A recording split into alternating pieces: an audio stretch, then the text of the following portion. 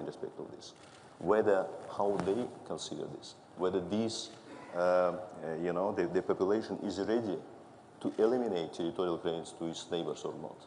Then another important element from what Azerbaijan is saying, and by the way, so this is not some new, let's say, precondition from Azerbaijani side. We are raising this issue for the period of more than 2 years.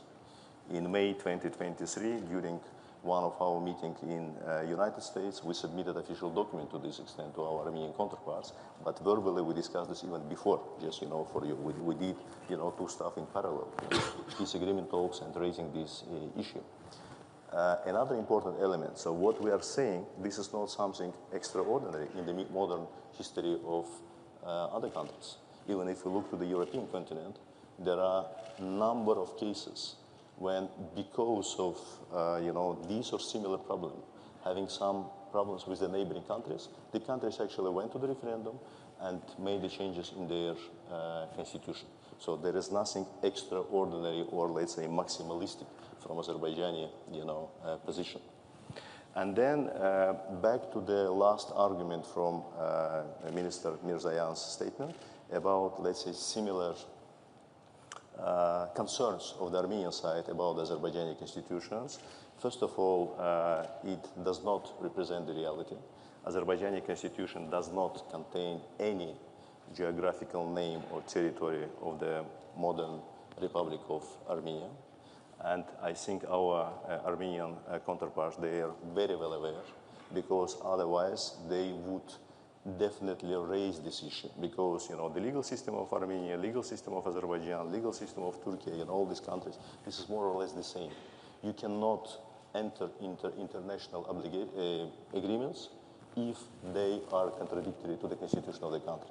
So I don't believe that our Armenian counterparts, they are sincerely believe that Azerbaijani constitution contains territorial claim to Armenia, and at the same time, they never raised this before, and they just ignore this fact, because this is really strange. Because if you believe that the constitution of the other country has a territorial claim to your country, then you only pretend that you are signing, let's say, peace agreement which will handle this situation, because it will be open. Because no international agreement can change or remain the obstacle which is part of your constitution. So, Minister Mirzoyan, before I get George's perspective on this, is your government willing to consider possible changes to the constitution, even though it might be domestically unpopular? Once again, thank you for your for this opportunity to reply to my colleague's remark, because I thought you would immediately ask a question to our distinguished Georgian colleague, and I'm very sorry, Maka, but I must reply. So, if we go into legal, or if you want legalistic details, then I will now give a very short explanation. Legally, indeed, there is a reference in our preambular part of our constitution. There is a reference to our Act of Declaration of Independence. No, but legally, only those provisions of our Declaration of Independence have legal significance and are imperative, only those that are literally quoted in the text in the body of Constitution. That sentence about which our colleagues from Azerbaijan have concerns is not quoted in our Constitution. There is only a general reference to the Declaration of Independence, saying that based on Declaration of Independence, the people of Armenia declares this, and then the body of Constitution.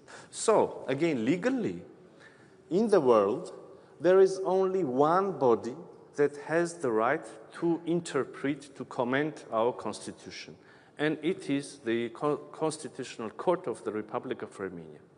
And last September, our Constitutional Court gave a conclusion regarding another document which was signed between Armenia and Azerbaijan, the regulation of joint works of respective border commissions on delimitation, basically.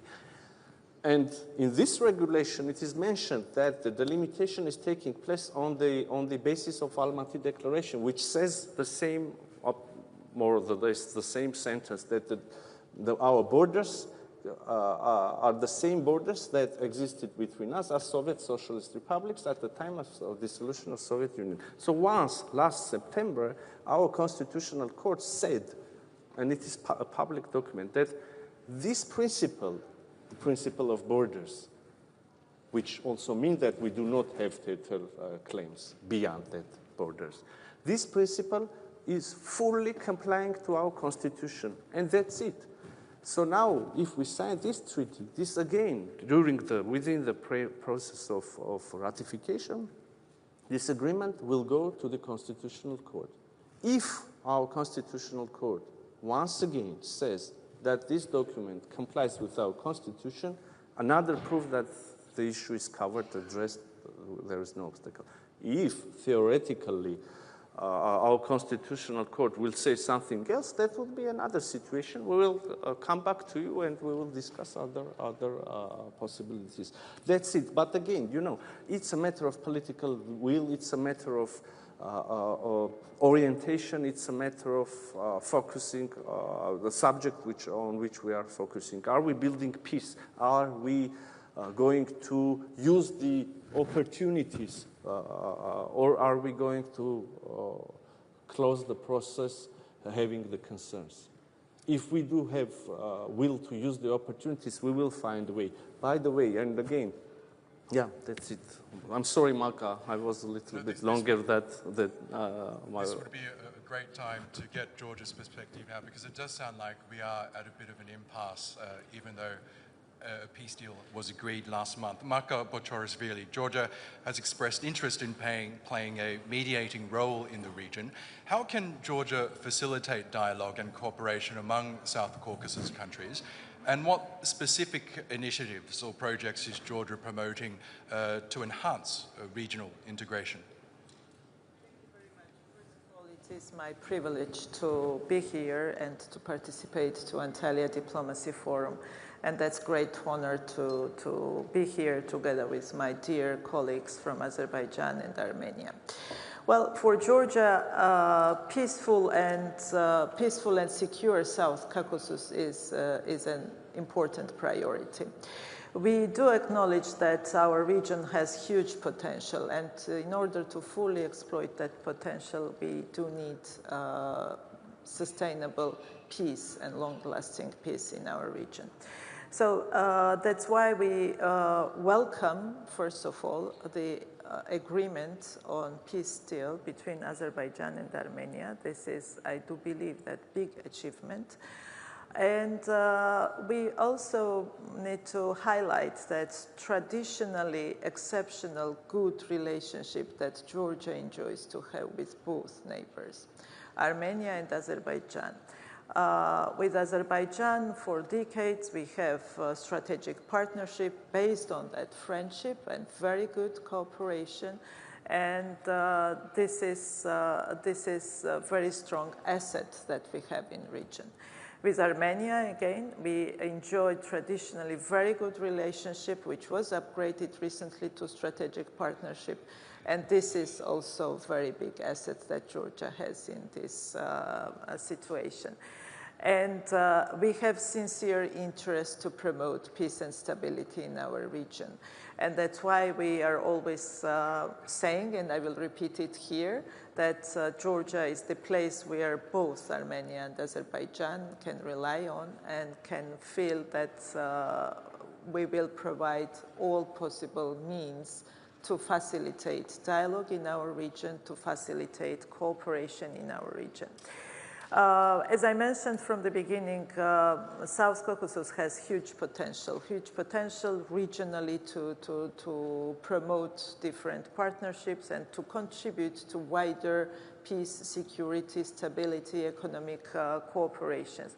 And we need to cooperate among ourselves to find common topics, to find common issues. That is kind of our daily life. in our region, and to start talking about that. And that is, I think, essential that we can do at this stage. And again, Tbilisi is always ready, and I will repeat it here, on any level, on any topic, to start and facilitate conversation. I will not start listing of the issues that we can discuss. There are plenty of things that we need to cooperate, we need to discuss among ourselves, and I do believe that first thing, that political will and intention from both sides that exists, and we do see that that exists, is essential to promote that dialogue between South Caucasus countries. I would not exclude Georgia, and I would not put Georgia only as a kind of country that is in the middle, that is talking to Armenia or talking to Azerbaijan and trying to play that only mediating role. This is our life as well, and we consider that we are also part of this process on an equal kind of level, because this is our common interest to promote peace, security, stability, and good cooperation in our region. Thank you, Minister. At this point, I'd like to hand the floor over to our responder from the floor, Nigar Göksel. She's the Turkey Director at the International Crisis Group. Nigar, a lot to digest there. Please give us your thoughts. There we go. Yes. Oh, one moment. Sorry. It's a great privilege to follow the distinguished ministers on this very significant platform. I see my role today as weaving together some of the threads that they've laid out, my takeaways, and adding some reflections from the peace and security debates about this issue that are taking place elsewhere. So let me begin by celebrating and congratulating the ministers of Azerbaijan and Armenia for agreeing on the peace deal text. I know that that took an enormous amount of intellectual effort as well as political leadership. And I think it's particularly noteworthy that it happened without external brokering, so that it was a bilateral process. And I think this also points to the regional ownership factor that the Turkish diplomacy has been underlining.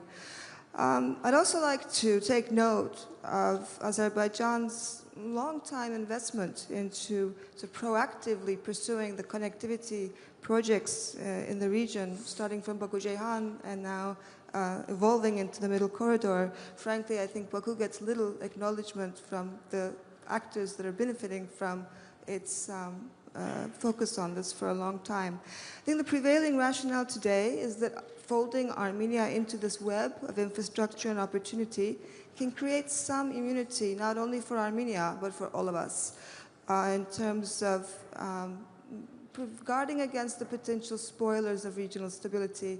And those spoilers can come from inside, and they can come from outside, actors that would want to exploit the vulnerability. And I think I hear a very common interest, both on the panel and elsewhere, that regional integration is in everybody's interest. I think it's a matter of sequencing, as we've heard today, what comes first and what comes next, and that is also a matter of trust.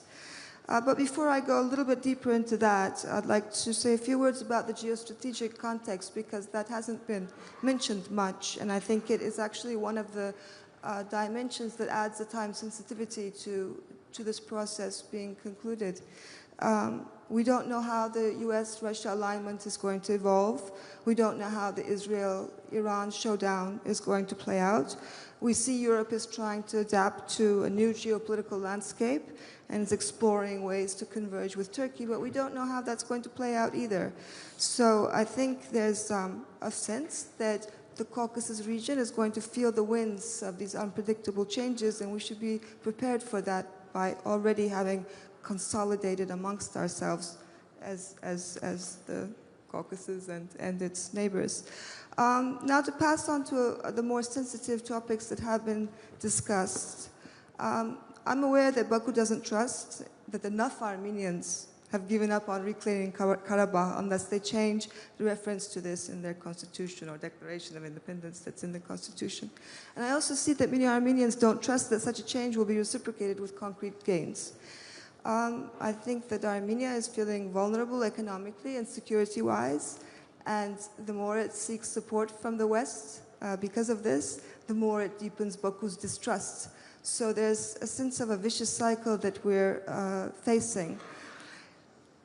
Given how far the peace process has come, and if this is the last unresolved issue, I think a lot of observers are worrying that a stalling over this is going to risk the window of opportunity closing because of the geopolitical shifts and some domestic dissatisfaction that we see building in Armenia as well. So all we really need to ask is whether we might look back and say, had we moved ahead then, we might have had lasting peace versus unraveling. So I guess my question to Azerbaijan is that if this constitutional change can only realistically happen in 2027, which is some of the debates are saying so, then are there interim steps or creative workarounds that can be taken to keep the momentum alive, particularly regarding connectivity, because the connectivity talks have stalled ever since Russia got engaged more in Ukraine, whereas the continuation of progress of that track of talks could actually continue in parallel about the railways and the highways and whatnot. I also would like to sort of note here that, of course, aspirations are not eliminated by clauses in legal declarations. They might actually fade more likely through normalization and integration, though there's no guarantee for that either. And I guess my question to Yerevan, to the Minister of Armenia, is that given how fragile the trust is, are there ways that the Armenian leadership could reassure its counterparts in Baku that Armenia's current path is irreversible, even if political winds at home change or political winds in the region change? I think there's a sense of fragility that I pick up as such in Baku that is grounded, I guess, in past experiences. I think the irony today, and I'm going to close with this, is that if Armenia doesn't feel secure or doesn't have an economic lifeline because of its borders being closed, then it becomes more vulnerable to external manipulation, which is exactly the outcome that Azerbaijan seeks to avoid. And of course, it's a risk to Turkey's potential role for stabilizing and developing the Caucasus region as well. And I also like to note that it's naive to believe that trade and connectivity can neutralize revanchism, but neither can isolation reduce it. So I think we're left with no wonderful answers, perhaps, but some food for thought, perhaps, that can be taken up in the rounds to go. Minister Mirzoyan, would you like to respond? Well, that was an interesting contribution. Thank you. Of course, I can agree with some of the approaches and considerations and disagree with the others. But in one specific part, you were very precise. The Armenian society feels vulnerable indeed in terms of security first, but also in terms of economic cooperation or closed borders. An ordinary citizen of Republic of Armenia can hear several assurances from the government of Republic of Armenia in the same day, assurances regarding the peace agenda, assurances and proposals to build peace with the neighbors, to open the borders, to turn the page of enmity in the region, to open a new era. And we all remember that there are still very sensitive issues. The wounds are very fresh, and it's difficult to speak about possible cooperation. But an ordinary citizen of Republic of Armenia can hear or watch in his, her newsfeed, in his, her daily life, many assurances about this.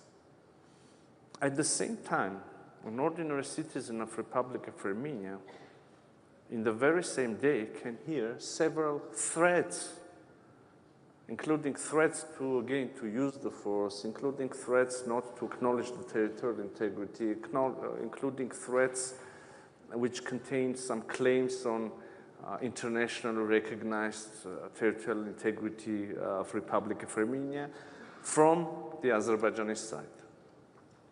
I don't know, on the level of member of a parliament, on the level of the media outlet strongly affiliated with the government, on the level of high officials. So there is this threat in the air. There is a choice for us, for our Azerbaijani friends, for our Georgian friends, for our Turkish friends. There is a choice to wait for another 100 or 200 years to see that the changes are irreversible, or to start a process of putting a brick and then another brick and then another brick, and in this way building a peaceful region here. Establish cooperation, I don't know, energy projects, transit projects. You touched upon the topic of the connectivity. I can also elaborate a little bit more on that.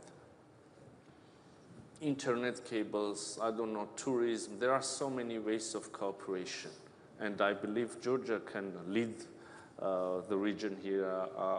We can connect the two societies.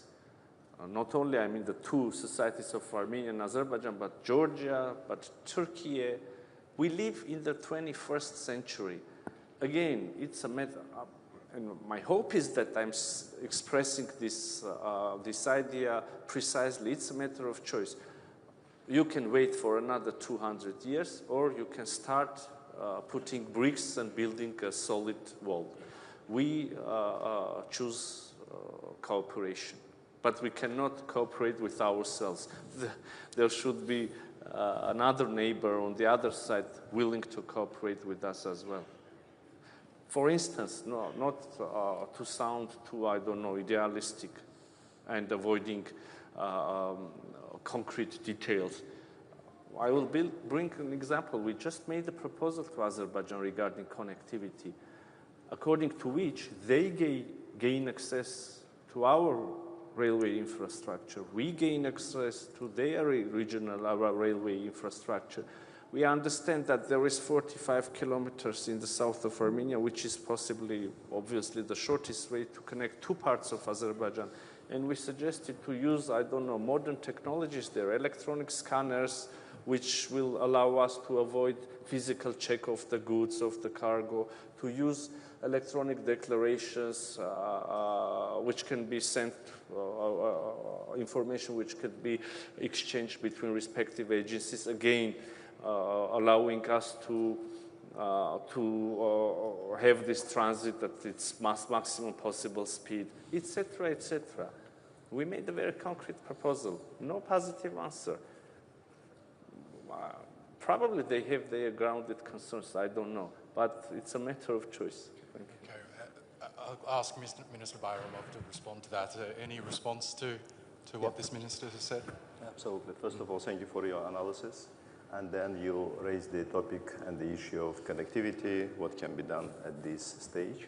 And I can confirm that this is the long standing position and the elements of the foreign policy of Azerbaijan is the best way to promote the security and well-being. This is good relations with your neighbors. And of course, economic integration. I mean, from this perspective, not only transport connectivity, transit, but also energy project, electricity cables, etc. So this is something which makes you interdependent in a good sense with your neighboring countries. And this is not only, let's say, the policy as a whole. This is something which has been successfully implemented by Azerbaijan with all neighboring countries. When we talk about East-West Middle Corridor, what, for instance, Azerbaijan, Georgia, together with Turkey did, this is not something which changed the region. This is not something which was very positive for the well-being of our people and societies. This is something which changed the whole map of the region, the major oil, gas pipeline, east-west transportation corridor. The most recent example, this is of course implementation of Southern Gas Corridor. The second stage, with the finalization of which the number of countries which became the recipients of Azerbaijani gas from the Caspian Sea increased from 2 at the end of 2020 to 12 today, when on top of Georgia and Turkey, this is also 10 additional European countries. At the same time, we are quite actively expanding the north-south corridor, also with participation of Russian Federation and Iran. For all those years, due to the policy of Armenia, Armenia was out from all these projects, because I think one cannot imagine that when you have this type of conflict and occupation of your territory, you will be in a, let's say, economic engagement with the country. And of course, from the recent developments, and that's why at the beginning I said that the new opportunities finally raise with the end of the armed conflict between Armenia and Azerbaijan. But we sincerely believe that the process should be, finalized in a proper way. So this is something which has the real ground, which has the legal value, and which is irreversible. My colleague mentioned, and when you hear Minister Mirzoyan, this is really very nice statements, and we hear many, let's say, nice statements. Minister Mirzoyan made a reference to the recent decision of the Constitutional Court of the Republic of Armenia, and Minister Mirzoyan in his statements several times said a reference to several hundred years ago. I will not be making reference to the several hundred years. I will make several references to something which happened only after November 2020, which is the end of the Second Karabakh War. Mr. Mirzoyan did not mention that when we talk about the importance and seriousness of this territorial claim in Armenian constitution, this is not something hypothetical. Based on this narrative, after November 2020, between the Republic of Armenia and the Republic of Azerbaijan, there are many international disputes in International Court of Justice, in international arbitration bodies, etc. There are a bunch of documents very recently, in 2021, in 2022, in 2024, the Republic of Armenia continues to submit the document which, based on the same narrative which exists in the Armenian constitution, put under question territorial integrity and sovereignty of Azerbaijan. So this is the recent document. Of course, the statements, they are all good and nice, but there are more important stuff. And when Minister Mirzoyan mentions about, some of the threats from the member of, parliaments of some NGOs, of course, in ideal world, of course, it's better, to have only the nice statements. But I believe that the more important, position representing the state should be taken into account and should be eliminated if we seriously talk about the finalization of this process, coming to the logical end, and after this, it will really open many additional opportunities for the whole region in a, let's say, holistic way. About the transportation, and Minister mentioned about some recent proposal from the Republic of Armenia with regard to the opening of the transportation tools. I just wanted to mention a couple of facts. The first, the opening of communication between Republic of, between us. It was a proposal of Azerbaijan to be included in the trilateral declaration of November 2020. There is a general statement about opening of communication between two countries, and there's a very specific reference about the unimpeded access from the western borders of Azerbaijan with its Nakhchivan Autonomous Republic. So because in Azerbaijan we have a unique situation, you know, and the unique situation is that we have two parts of the country which are, you know, separated from each other. And they're all around 40 kilometers of the, let's say, territory of Armenia.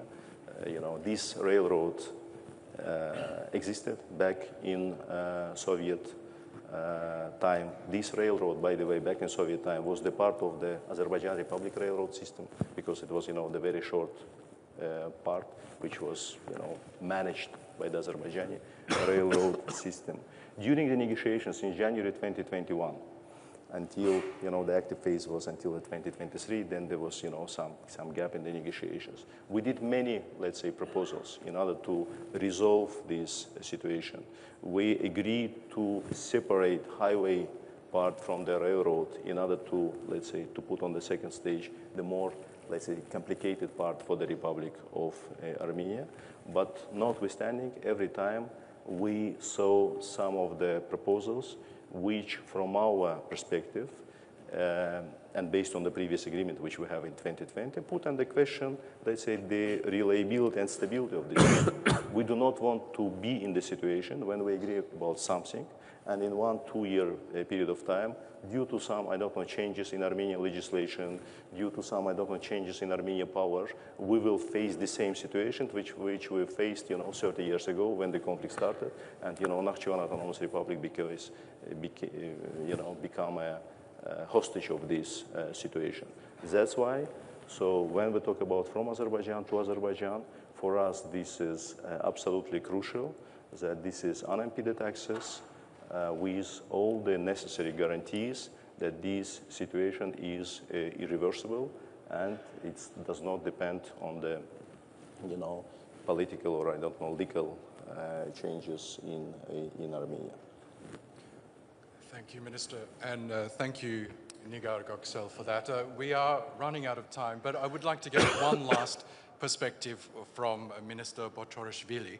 The issue of shifting global alliances was mentioned. That is evident in the South Caucasus. We're seeing the West retreat somewhat from trying to influence affairs in the South Caucasus.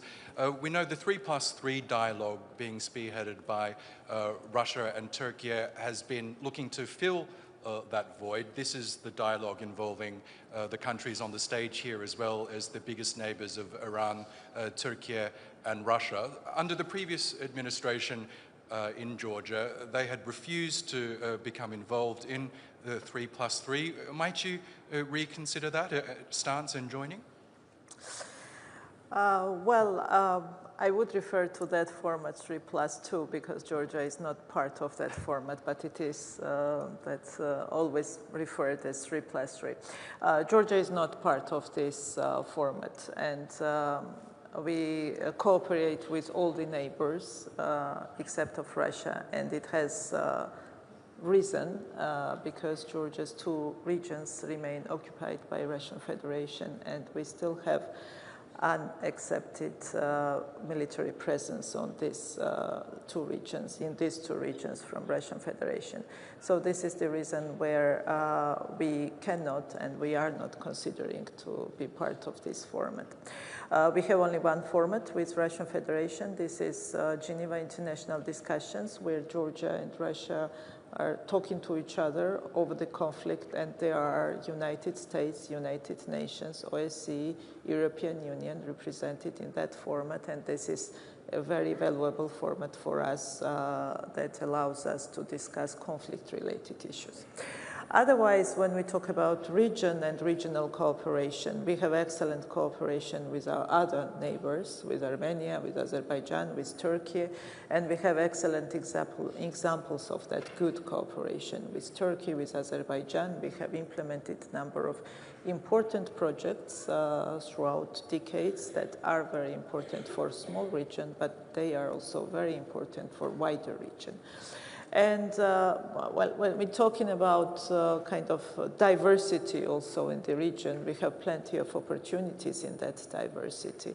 like Georgia, Armenia, Azerbaijan. Maybe we are different in many terms, but we have to find, especially when it comes, for example, foreign policy priorities. For decades, Georgia is pursuing European integration path. We want to be part of the European Union. That allowed Georgia to bring into Georgian legislation more European standards and align more with European economic area.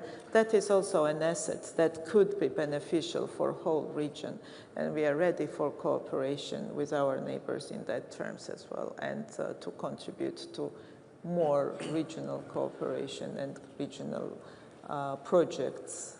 But this is not the format of 3+3. It's good to get that clarification. I'm afraid that does bring us to the end of this discussion. Can we please thank our distinguished guests, Ararat Mirzoyan, the Minister of Foreign Affairs from Armenia, Jeyhun Bayramov, the Minister of Foreign Affairs for Azerbaijan, and Maka Botchorishvili, the Minister of Foreign Affairs for Georgia. Thank you so much, and thank you to all of you.